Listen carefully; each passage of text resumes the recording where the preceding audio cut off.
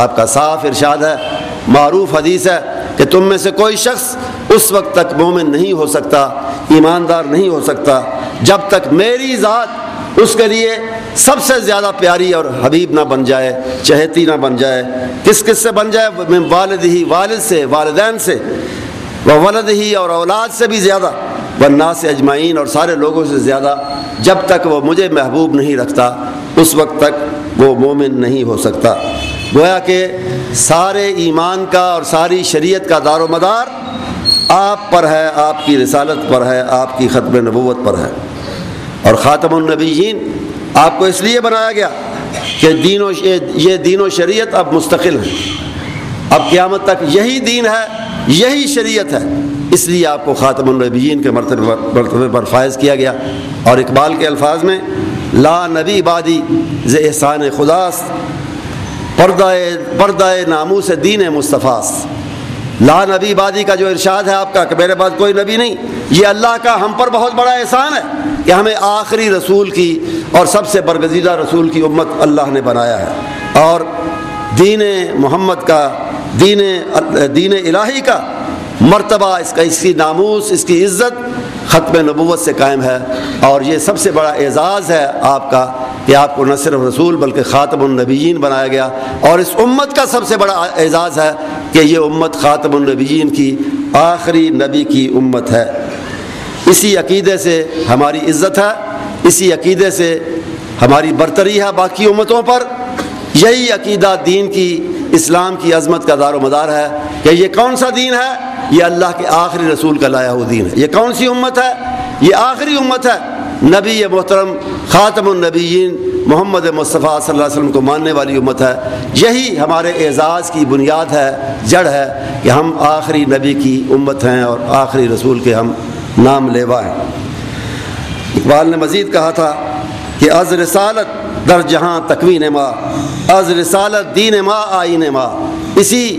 یہی جو رسالت ہے آپ کی، اسی سے دنیا میں ہم قائم ہیں، دنیا میں ہم موجود ہیں، دنیا میں ہمارا ایک مقام ہے، اس عقیدہ ختم نبوت کی وجہ سے اور عقیدہ رسالت کی وجہ سے۔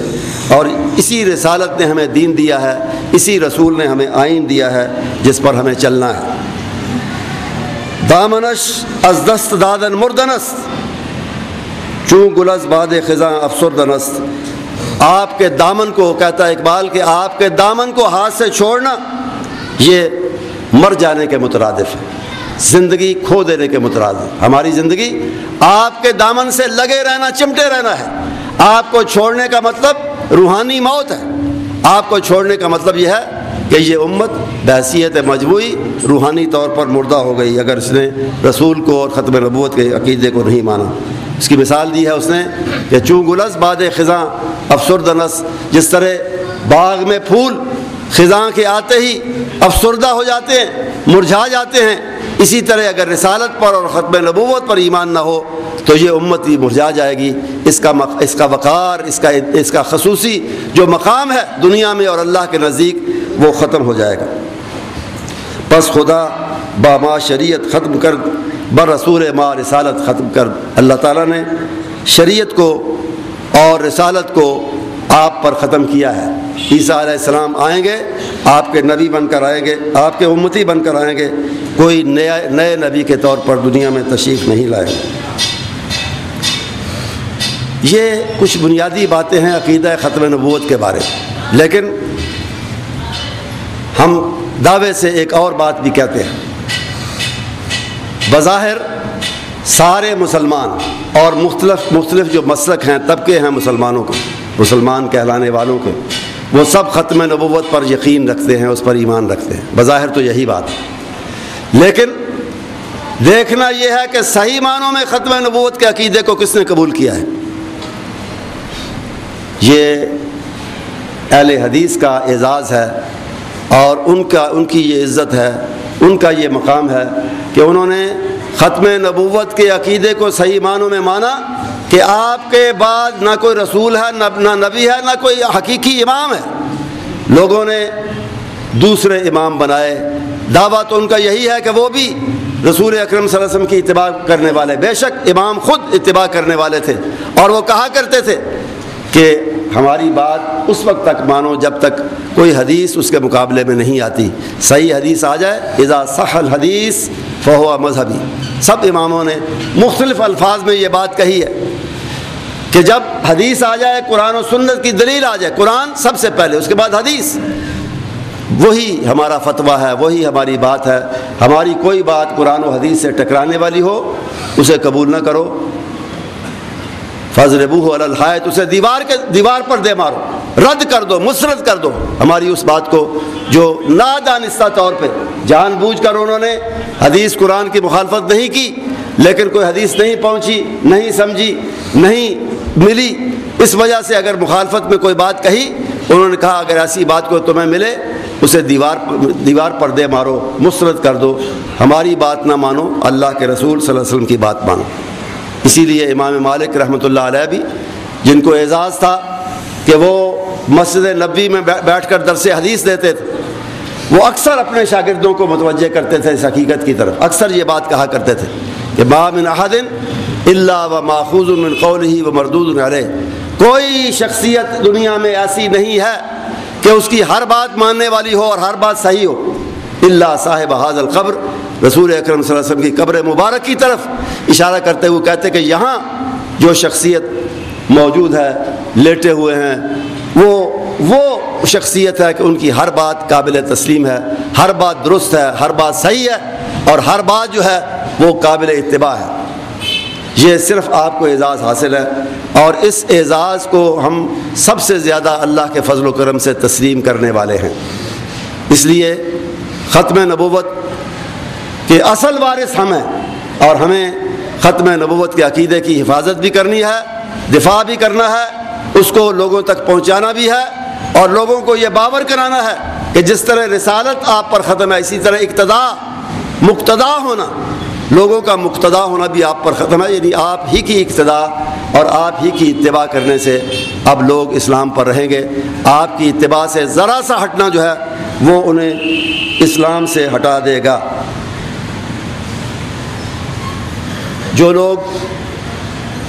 جن لوگوں نے توحید پہ کمپرومائز کیا، وہی لوگ رسالت پہ بھی کمپرومائز کرتے ہیں.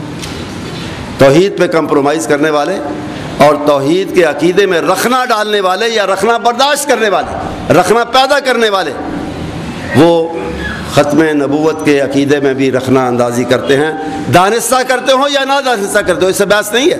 لیکن حقیقت یہی ہے کہ بعض لوگوں نے عقیدہ توحید کو بھی مجروح کیا اپنی باتوں سے، اپنے عقیدوں سے، اپنے نظریات سے، اور عقیدہ ختم نبوت کو بھی مجروح کیا. جس نے جو مثلا یہ کہتے ہیں کہ احد نے صورت احمد میں اپنا جلوہ دکھلایا، بھلا پھر کس طرح کوئی اس کا مرتبہ جانے. یہ نبی اکرم صلی اللہ علیہ وسلم کی عزت نہیں ہے، یہ توہین ہے عقیدہ توحید کی، یہ توہین ہے عقیدہ ختم نبوت کی، کہ آپ کو رسول ماننے کی بجائے کہتے ہیں کہ احمد نے احد کی صورت میں، احد نے احمد کی صورت میں اپنا جلوہ دکھایا. میم کا ایک فرق ہے، نعوذ باللہ من ذالک، اور احد اور احمد ایک ہی چیز ہیں، ایک ہی چیز نہیں ہے. بات اللہ کے رسول کی اور اللہ کی ایک ہے، بات ایک ہے، لیکن ذات اللہ کی اور ہے، محمد کی اور ہے صلی اللہ علیہ وسلم. اللہ خالق ہے، آپ مخلوق ہیں. اللہ مسجود ہے، آپ ساجد ہیں. اللہ معبود ہے، آپ عابد ہیں. اللہ رب العالمین ہے، آپ رسول رب العالمین ہیں. اللہ رحمت کرنے والا ہے، آپ کے ذریعے اس نے ہدایت کی رحمت کو عام کیا ہے، آپ رحمت للعالمین ہیں. لیکن اللہ اللہ ہے، انسان انسان ہے، رسول رسول ہے. اور خاتم النبیین بھی جو ہیں ان کا مقام یہی سب سے بڑا مقام ہے کہ وہ اللہ کے بندے ہیں، اور انہوں نے ہمیشہ خود کو پہلے اللہ کا بندہ کہا ہے، پھر اللہ کا رسول کہا ہے. ایک مرتبہ ایک سفر میں، جہاد کے سفر میں پانی ختم ہو گیا، لوگ پریشان ہیں، صحابہ پریشان ہیں، پینے کے لیے، نہانے کے لیے، وضو کرنے کے لیے پانی نہیں ہے. آپ سے یہ بات کی گئی، مسئلہ آپ کے سامنے رکھا گیا کہ پانی ختم ہو گیا اور قریب قرب و جوار میں کوئی پانی موجود نہیں. آپ نے کہا تھوڑا سا ایک پیالے بھر پانی اگر ہو وہ میرے پاس لے آؤ. اتنا تو خیر موجود تھا، لے آئے. چھوٹے سے پیالے میں پانی آیا، اور آپ نے اس کے اندر اپنی مبارک मुक़द्दस उंगलियों को डुबोया और कहा आप अपनी बाल्टियाँ लाओ, लगन लाओ, बर्तन लाओ और भरते चले जाओ अपने बर्तन। आपकी उंगलियाँ उधर रहीं पानी के अंदर और थोड़ा सा उल्टा के लोगों ने अपने बड़े बड़े लगन और बड़ी बड़ी बाल्टियाँ भर लीं। और सहाबा जिन्होंने देखा ये मंज़र वो बयान करते हैं कि अलमाओ यम्बो मिन तहत असाबिही, ऐसा लगता था कि आपकी उंगलियों को अल्लाह ताला ने पानी के चश्मे बना दिया है और उससे पानी फूट कर निकल रहा था, उछल कर निकल रहा था पानी तेज़ी से, और हम अपने प्याले नहीं बड़े बड़े बर्तन जो है वो भरते चले जाते थे। हैरानी, सहाबा के चेहरे पे हैरानी आपने पढ़ी, देखी, महसूस की, और आपने ये ख्याल फरमाया कि अगर मैंने वजाहत ना की तो हो सकता है ये मेरे बारे में बजाय नबी और रसूल होने के कोई और अकीदा बनाने के ये और अकीदा घड़ लें और बना लें कि ये तो खुदाई कुव्वतों का मालिक है, इसके पास तो बड़े इख्तियारात हैं। तो आपने उस मौके पे कहा अल्लाह अकबर, अल्लाह अकबर, अना अब्दुल्लाह व रसूल। लोगों, मैं बड़ा नहीं हूँ, अल्लाह बड़ा है, अल्लाह बड़ा है। आपकी दुआ होती थी अल्लाहुम्मा अजअलनी फी ऐनी सगीरन व फी आयुनिन नास कबीरा, या अल्लाह लोग मुझे बेशक बड़ा समझते रहें, मैं अपनी नज़रों में छोटा रहूँ, मैं अपनी नज़रों में बड़ा ना बनूँ। आपने कहा अल्लाह अकबर, मैं बड़ा नहीं, अल्लाह बड़ा है। अशहदु अन्नी अब्दुल्लाह व रसूलो, मैं गवाही देता हूँ कि मैं अल्लाह का बंदा पहले हूँ, रसूल बाद में। इसी तरह फ़तह मक्का का मौका है। फ़तह मक्का आपकी ज़िंदगी का सबसे शानदार दिन था। फ़तह मक्का का दिन कामयाबी का दिन, सरफराजी का दिन, इज्जत का दिन, दुश्मनों पर गलबे पाने का दिन। लेकिन जब फ़तह मक्का के बाद आप शहर मक्का में दाखिल हुए तो कैफियत क्या थी, हालत क्या थी? आपका सर तना हुआ नहीं था, गर्दन अकड़ी हुई नहीं थी, सीना फूला हुआ नहीं था, आपकी गर्दन इतनी झुकी हुई थी अल्लाह के सामने कि देखने वाले कहते हैं कि सवारी की लगाम से जाके आपका सर लग रहा था, इतना अपने आप को झुकाए हुआ था। और ज़बान पे अल्फाज क्या थे? अल्हम्दुलिल्लाहिल्लज़ी नसर अब्दहु व अंजज़ वअदहु व हज़मल अहज़ाब वहदहु। तारीफ़ मेरी नहीं, मेरी बहादुरी और जर्नैली की और क़ियादत की नहीं कि मैदान जंग में मैंने बड़ी अच्छी क़ियादत की, मेरे बहादुर साथियों की बहादुरी नहीं, उनका ये कारनामा नहीं जिन्होंने अपनी जानें दी और अपनी जानें लड़ाई और जिन्होंने शहादत का जाम नोश किया और जिन्होंने ज़ख्म खाए मैदान जंग में, उनका कारनामा नहीं, उनके तीरों तलवारों नेज़ों का कारनामा नहीं।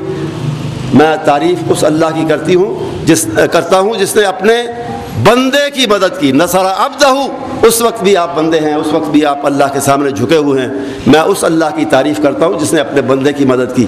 और फरमाते हैं कि उसने अपने वादे को पूरा करते हुए हज़मल अहज़ाब वहदहु, सारे दुश्मनों को, सारे लश्कर को, दुश्मनों के सारे लश्कर को उस अकेले रब ने शिकस्त दी है। मैंने नहीं दी है, मेरे साथियों ने नहीं दी है, मेरे रब ने उनको शिकस्त दी है। ये है वो तौहीद और ये है वो अकीदा, और ये है कि आपने अपने आप को इस इतने बड़े मर्तबे पर, सबसे बड़े मर्तबे पर फायज होने के बावजूद अल्लाह का बंदा समझा है, अल्लाह का बंदा करार दिया है। दुनियावी तौर पर मैंने कहा कि सबसे बड़ा एजाज़ का, इज़्ज़त का, वक़ार का, कामयाबी का दिन आपका फ़तह मक्का का दिन था। और रूहानी तौर पर आपका उरूज मेराज के वाक़े में हुआ।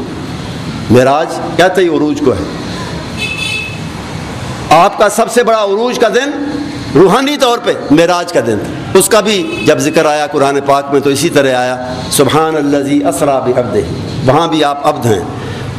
आसमान पे अर्श मुअल्ला तक रसाई है, लेकिन उसके बावजूद अब्द हैं, अल्लाह के बंदे हैं, अल्लाह के सामने बंदगी के दायरे से बाहर नहीं हैं।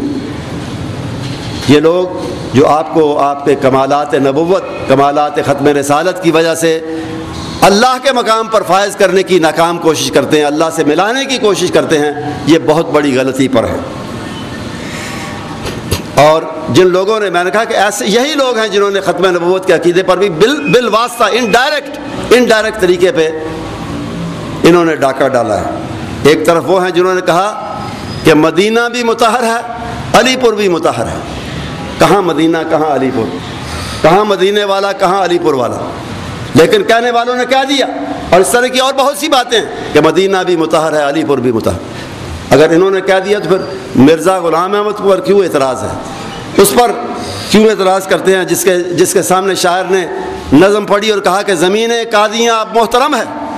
उसने قادیان کی زمین کو محترم بنا لیا اس نے، علی پور کی زمین کو محترم بنا لیا، تو فرق کیا ہے؟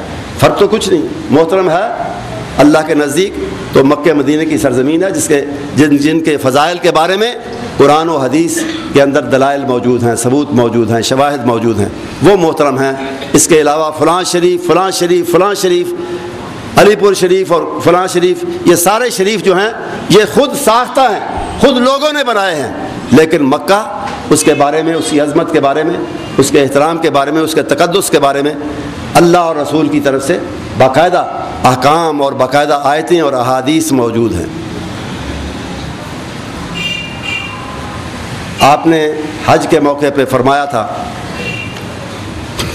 انسانی جان اور خاص طور پہ مسلمان کی جان کی قیمت کے حوالے سے پہلے آپ نے مکے کا حوالہ دیا، یہ سمجھانے کے لیے کہ اللہ کے نزدیک مومن کا مال جان عزت کتنی بلند ہے، کتنی اونچا ہے، کتنا اونچا مقام رکھتی ہے۔ آپ نے مکے ہی کی مثال دی، آپ نے لوگوں سے پوچھا، یہ آپ کا ایک سمجھانے کا طریقہ تھا کہ اصل بات کرنے سے پہلے سوال کرتے تھے بعض اوقات، تو آپ نے دونوں لوگوں سے پوچھا کہ آج یہ حج کے دن کے بارے میں آپ نے پوچھا کہ آج کون سا دن ہے؟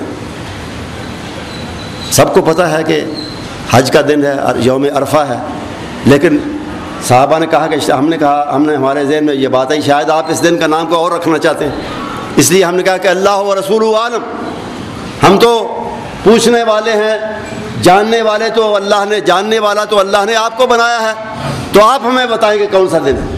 آپ نے فرمایا الیس یوم عرفہ، کیا یہ عرفے کا دن نہیں؟ کیا یہ حج کا دن نہیں؟ ہم نے کہا، صحابہ کہتے ہیں، ہم نے کہا بلا بلا یا رسول اللہ، ہاں اللہ کے رسول واقعی عرفے کا دن ہے۔ پھر آپ نے پوچھا کہ ایو شہر ھذا، یہ مہینہ کون سا ہے؟ پھر لوگ خاموش ہیں، پتہ ہے کہ حج کا مہینہ ہے، پتہ ہے ذوالحجہ ہے، لیکن جواب نہیں دیتے۔